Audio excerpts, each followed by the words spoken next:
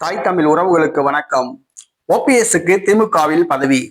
ஓபிஎஸ்க்கு திமுகவில் பதவி என்ற தலைப்பில் இந்த காணொளியை நாம் காண்கிறோம். ஓபிஎஸ் இவர் 3 முறை தமிழகத்தின் முதலமைச்சராக இருந்தவர். அதிமுகவின் பொருளாளராகவும் அதிமுகவின் ஒருங்கிணைப்பாளராகவும் இருந்தார். சட்டசபை தேர்தலுக்கு பின்பாக அதிமுகவில் இருந்து நீக்கப்பட்டார். கட்சி கொடிக்காகவும் கட்சி சின்னத்துக்காகவும் நீதிமன்றத்தில் படியேறி இறங்கினார். ஆனால் நீதிமன்றம் எடப்பாடி பழனிசாமி தலைமையிலான அதிமுக தான் உண்மையான அதிமுக என்று கூறிவிட்டது. தேர்தல் ஆணையமும் கைவிரித்தது, பாஜகவும் கைவிட்டது. இந்த சூழ்நிலையில் அதிமுகவை ஒருங்கிணைப்போம் என்று கூறினார். ஒருங்கிணைக்க முடியவில்லை. தன்னுடைய கட்சி மாவட்ட செயலாளர்களிடம் ஆலோசனை நடத்தினார். தமிழக வெற்றி கழகத்தில் இணையலாமா என்று. 90% தொண்டர்கள் தமிழக வெற்றி கழகத்தில் இணையலாம் என்று கூறினார்கள். ஆனால் ஓபிஎஸ் பின்வாங்கினார்.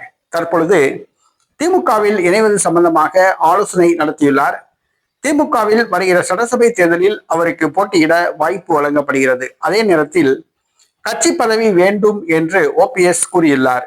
தனக்கு இணை பொதுச் செயலாளர் பதவி வேண்டும் என்று கூறியுள்ளார். ஆனால் திமுகவில் இணை பொதுச் செயலாளர் என்ற பதவி கிடையாது. அதற்கு பதிலாக துணை பொதுச் செயலாளர் பதவி வழங்கப்படலாமா என்று திமுக ஆலோசித்து வருகிறது.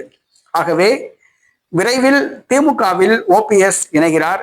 திமுகவில் அவருக்கு துணை பொதுச் செயலாளர் பதவி வழங்கப்படுகிறது. வருகிற சட்டசபை தேர்தலில் போடி தொகுதியில் போட்டியிட அவருக்கு வாய்ப்பு வழங்கப்படுகிறது. திமுக மீண்டும் ஆட்சி அமைத்தால் அவருக்கு பொதுப்பணித்துறை அமைச்சர் பதவி வழங்க திமுக முடிவு செய்துள்ளது. ஓபிஎஸ் திமுகவில் இணைகின்றார். திமுகவில் அவருக்கு கட்சி பதவி வழங்கப்பட உள்ளது.